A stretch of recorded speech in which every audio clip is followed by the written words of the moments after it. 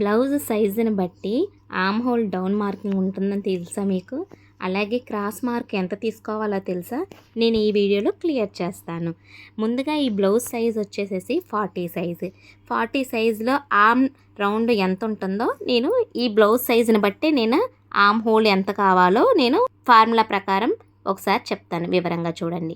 ముందుగా 40 ఇంచెస్లోంచి -4 తీసేసేయండి. 36/2 వస్తుంది. దాన్ని డివైడెడ్ బై 2 చేస్తే 9 ఇంచెస్ వస్తుంది. అంటే ఇప్పుడు ఈ బ్లౌజ్ ప్రకారంగా ఆర్మ్ హోల్ డౌన్ మొత్తం రౌండ్ 9 ఇంచులు రావాలి. ఒకసారి నేను వివరంగా పెడతాను చూడండి. ఆర్మ్ హోల్ రౌండ్ ఎంత వస్తుందో కరెక్ట్గా 9 ఇంచులు నాకు కరెక్ట్గా వచ్చింది. అంటే ఈ ఫార్ములా మనకి యూజ్ అయింది.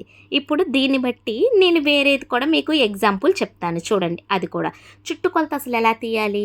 ఆర్మ్ హోల్ ఉంటుంది కదా, మనకి అటుపక్క ఇటుపక్క నుంచి రౌండ్ తీసుకోవాలి. చంక చుట్టుకొలత మనకి పర్ఫెక్ట్గా రావాలి అంటే ఇప్పుడు చూడండి, టోటల్ చెస్ట్ నుంచి -4. చంక చుట్టుకొలత మనకి తెలియదు అనుకోండి, ఆ చెస్ట్ని బట్టి తీయచ్చు. అది ఎలాగో చూడండి. ఇప్పుడు 34 సైజు నేను తీసుకున్నాను.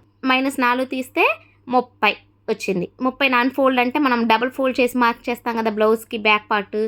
30 సగం అంటే ఎంత?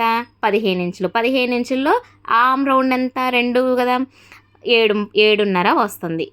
10 అంటే 2 భాగాలు కదా మనకి ఆర్మ్ హోల్డ్. ఇప్పుడు చూడండి, ఇక్కడ అక్కడ నుంచి షోల్డర్ దగ్గర నుండి ఇప్పుడు 2 భాగాలుగా 9 ఎంత అంటే ఎట్లా వచ్చింది? 18. అలాగే 15. ఇలాగ ప్రకారంగా నేను మార్కింగ్ చెస్ట్ రౌండ్ ఎంత ఉంటే ఆర్మ్ హోల్ ఎంత రౌండ్ తీయాలి, డౌన్ మార్కు ఎంత తీయాలి, అలాగే క్రాస్ మార్క్ అంటే కరువు తీస్తాం కదా మనం, ఇక్కడ క్రాస్, అది ఏ సైజుని బట్టి ఎలా తీయాలో ఇదంతా వివరంగా రాసుకున్న బుక్ అండి.